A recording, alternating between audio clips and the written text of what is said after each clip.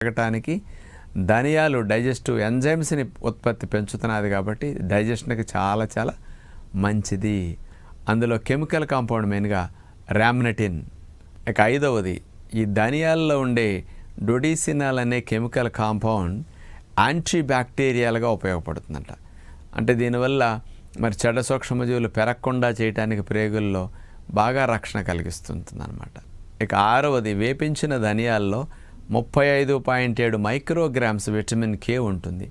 ఈ vitamin K అనేది pancreas కొన్ని ఎంజైమ్స్ని డైజెషన్ చేయడానికి ఏవైతే ఉత్పత్తి చేయాలో ఆ ఉత్పత్తి బాగా చేయటానికి, అట్లాగే పొట్టలో కొన్ని ఎంజైమ్స్ తయారవుతాయి కదా డైజెషన్కి, ఆ స్టమక్ ఎంజైమ్స్ ఉత్పత్తిని పెంచడానికి ఈ విటమిన్ కే ధనియాల్లో ఉండి పొట్ట ప్రేగులకి ప్యాంక్రియాస్కి బాగా సపోర్ట్ చేయటం వల్ల ఆ డైజెస్టివ్ జ్యూసెస్ ఎంజైమ్స్ బాగా తయారై డైజెషన్కి బాగా మేలు జరుగుతున్నది